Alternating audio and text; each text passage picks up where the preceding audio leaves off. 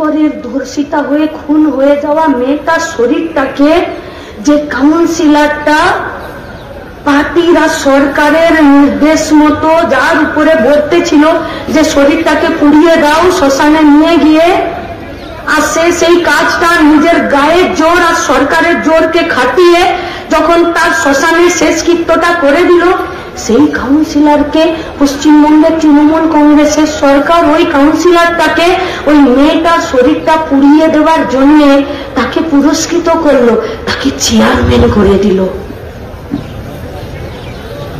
জায়গা পেল না আইন, মা বাপের চোখের জলের কোনো দাম পেল না। গোটা রাজ্যের মেয়েরা রাত জাগলো, রাস্তায় নামলো, পাত্তা দিল না সরকারটা। বলল সরকারের নির্দেশ মেনে যাও, অন্যায় করে যাও, ধর্ষিতা হয়ে খুন হয়ে যাওয়া ডেড বডিটা পুড়িয়ে দাও, তুমি পুরস্কার পাবে। সরকারের থাকে সাথে থাকো আর পুরস্কার নিয়ে যাও। নেই হ্যাঁ ये गुंडाराज, नहीं है ये गुंडाराज।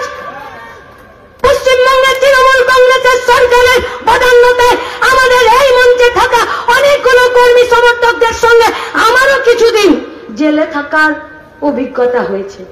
পাপ করেছিলাম আমরা, কি আনিসের খুনের বিচার চাইতে গেছিলাম।